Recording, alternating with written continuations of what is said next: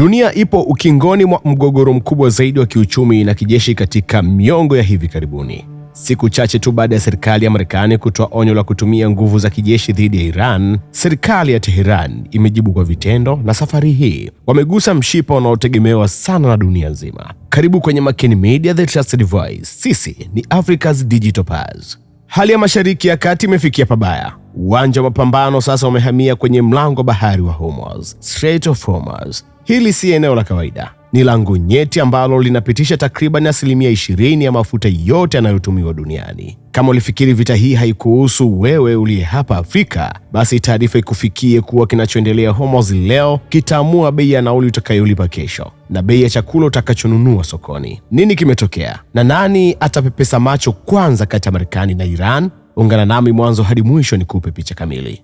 Mvutano wa kijeshi Marekani dhidi ya Iran. Iko hivi: Jeshi la Walinzi wa Mapinduzi ya Kiislamu ya Iran, maarufu kama IRGC, limejitokeza hadharani na kutoa onyo zito kupitia vyombo vya habari vya kitaifa nchini humo. IRGC imetangaza kuwa mlango wa Hormuz upo chini ya udhibiti wao kamili. Onyo hili limeelekezwa moja kwa moja kwa Marekani kwamba meli yoyote ya kijeshi itakayojaribu kupita kwenye mlango huo itakumbana na kile walichokiita jibu kali na la uhakika. Sasa kwa nini Iran imetoa onyo hili leo? Ripoti za kijeshi zinabainisha kuwa kamandi kuu ya majeshi ya Marekani, CENTCOM, ilituma meli mbili za kivita za jeshi la wanamaji la Marekani zikielekea Hormuz. Marekani imejitetea na kusema lengo la kupeleka meli hizo ni kwenda kutegua na kuondoa mabomu ya majini ambayo wanadai yametegwa na Iran. Lakini Iran imekataa kata madai hayo na kuyaita maonyesho ya jukwani ya Washington yaliyolenga kutafuta sababu ya kuanzisha vita. Kulingana na taarifa za IRGC, ni meli za kiraia na za kibiashara pekee ndizo zinaruhusiwa kupita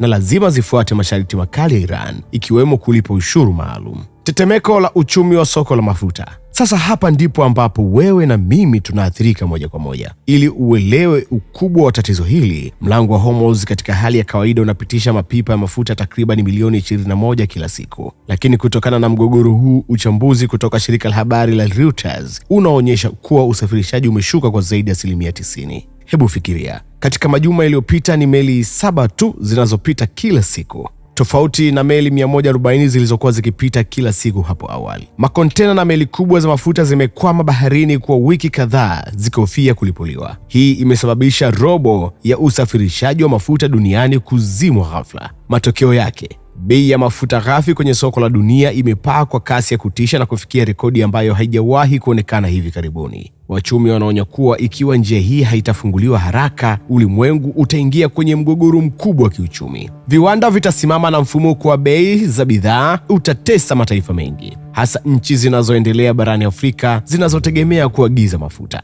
Matumaini ya diplomasia yanafifia. Katikati ya giza hili nene, swali ni je, diplomasia imeshindwa kufanya kazi? Ripoti za siri za kidiplomasia zinaeleza kuwa kulikuwa na mazungumzo baina ya Marekani na Irani usiku wa kuamkia jana. Hata hivyo, mazungumzo hayo yamegonga mwamba. Marekani inashinikiza haki ya kutumia bahari kwa uhuru, freedom of navigation, na inataka Irani isitishe kuweka vizuizi na mabomu. Kwa upande wao, Irani inatumia mlango wa Hormuz kwa turufu yao kuu. Wanajua wazi kuwa Marekani na washirika wake wa Ulaya wataumia sana kiuchumi ikiwa mafuta hayatofika sokoni. Licha ya mkwamo huo, duru za kidiplomasia zinasema mlango haujafungwa kabisa. Wakaguzi wa kimataifa na Umoja wa Mataifa wanakuna vichwa, wakionya kuwa kosa dogo tu kama vile meli ya Marekani kusogea karibu mno na boti za Iran kutawasha moto wa vita ya kikanda ambayo itaathiri dunia nzima.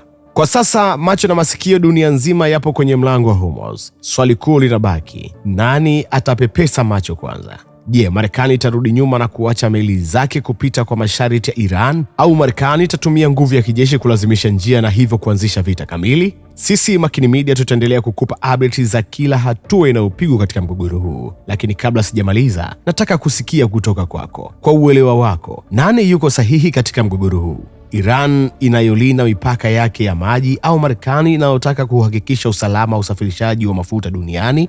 Andika mtazamo wako hapo chini kwenye comment section. Kama hii ni mara yako ya kwanza, hakikisha umebonyeza alama subscribe, lakini pia kubonyeza alama kengele ili kujihakikishia kupata taarifa kwa muda muafaka pale tu tunapokuwa tumepata updates. Lakini pia tufuate katika mitandao ya kijamii Instagram, Facebook, X zamani Twitter kama Makini Media. Mimi ni Voice of Siraji kutoka Makini Media, the trusted voice.